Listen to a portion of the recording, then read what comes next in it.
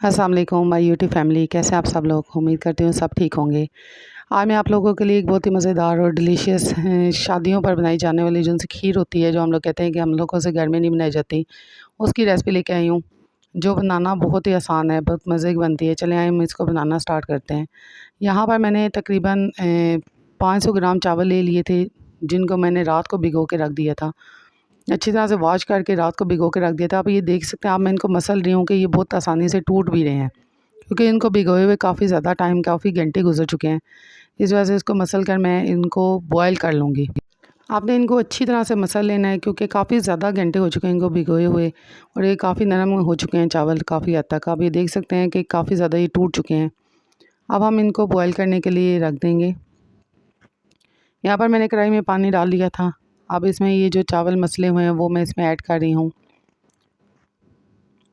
यहाँ पर मेरी लाइट चली गई थी, जिसकी वजह से मुझे मोबाइल उठाकर ये बनाना पड़ा था, मोबाइल की फ्लैश लाइट ऑन करके, जिसकी वजह से काफ़ी ज़्यादा करीब से आपको नज़र आ रहा है। ये मैं मिक्स अप कर रही हूँ। अब मैं इसको कवर करके रख दूँगी कुछ टाइम के लिए, जब तक इसको अच्छी तरह से बॉयल नहीं आ जाता। और मीडियम लो फ्लेम पर रखना है, हाई फ्लेम नहीं रखनी, वरना चावल बॉयल जब होंगे तो ये बाहर आके गिरना शुरू हो जाएंगे। इस वजह से मीडियम फ्लेम पर रखेंगे तो वो उसी तरह अंदर ही पकेंगे। देख सकते हैं आपके काफ़ी हद तक पानी इसका खुश्क हो चुका है। अब मैं इसमें स्टिक मिक्सर का यूज़ करूँगी और उससे मैं इनको अच्छी तरह से मैश कर लूँगी। जो थोड़े थोड़े से भी नज़र आ रहे हैं ना साबुत, वो बिल्कुल मैश हो जाएंगे। ये आप देख सकते हैं कि बिल्कुल मैश हो चुके हैं और पानी भी टोटली खुश हो चुका है इनका। अब मैं इसमें 1 लीटर दूध, सबसे पहले मैं 1 लीटर दूध इसमें ऐड करूँगी। मैं दूध इसमें काफ़ी ज़्यादा यूज़ करूँगी, वो साथ-साथ मैं आपको बताती जाऊँगी। लेकिन फ़िलहाल मैं 1 लीटर दूध इसमें डालकर इसको मिक्स अप करूँगी अच्छे तरीके से और इसको पकाऊँगी। मैंने इसको तब तक पकाना है जब तक कि ये दूध हाफ़ ना हो जाए, फिर मैं इसमें मज़ीद दूध ऐड करूँगी।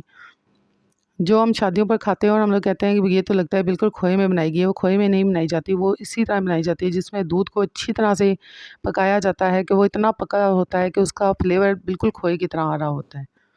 अब ये देख सकते हैं आप, 1 लीटर दूध और मैं इसमें ऐड कर रही हूँ, क्योंकि वो काफ़ी हद तक मुझे पकाते हुए 10 से 15 मिनट हो चुके हैं। अब 1 लीटर और दूध इसमें ऐड करके मैं इसी तरह मुसलसल चमचा हिलाते रहना है, क्योंकि ये नीचे लगना शुरू हो जाती हैं। क्योंकि जितना थिक दूध होगा और चावल भी थिक होते हैं, इस वजह से ये जल्दी नीचे खीरा लगना शुरू हो जाती है। आप देख सकते हैं इसमें बॉयल अच्छी तरह से आ चुका है और ये पक रही है। अब मैंने यहाँ पर ग्रीन इलायचियाँ डाल दी हैं, जो इसकी शान होती हैं, इसका टेस्ट बहुत ज़बरदस्त आता है ग्रीन इलायची की वजह से, इस स्वीट का।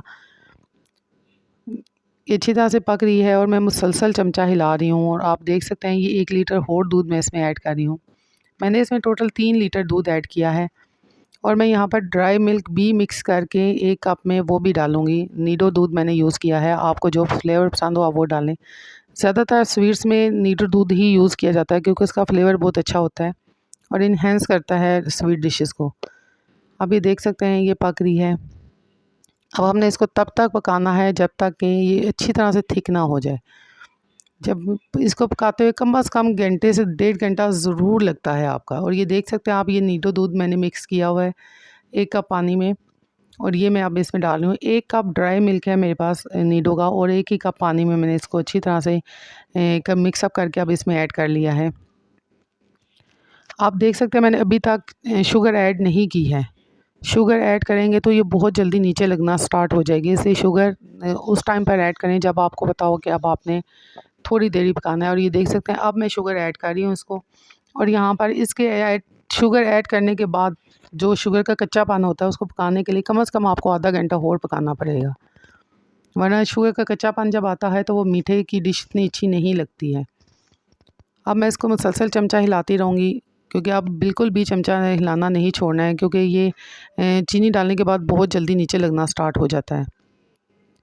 इस खीर को पकाने के लिए बहुत ज़्यादा मेहनत की ज़रूरत होती है, लेकिन बहुत डिलीशियस बनती है। ये ड्राई फ्रूट्स हैं जो मैं यूज़ कर रही हूँ, आप अपने टेस्ट के मुताबिक यूज़ कर सकते हैं। मैंने बादाम, मेवे, खोपे, पीनट्स और अखरोट डाले हैं। आपके पास जितने पिस्ते, काजू जो भी मौजूद हों, आप जो डालना चाहें वो आप डाल सकते हैं। मेरे बच्चों को, मेरी फैमिली को ये खीर बहुत ज़्यादा पसंद होती है कि बिल्कुल ऐसा लगता है जैसा खोए में पकाई गई है। बहुत मेहनत लगती है, लेकिन बहुत डिलीशियस बनती है ये। आप ज़रूर इसको एक बार ट्राई कीजिएगा। आप देखिएगा कि ये कितनी ज़बरदस्त बनेगी, कितना अच्छा इसका टेस्ट आएगा।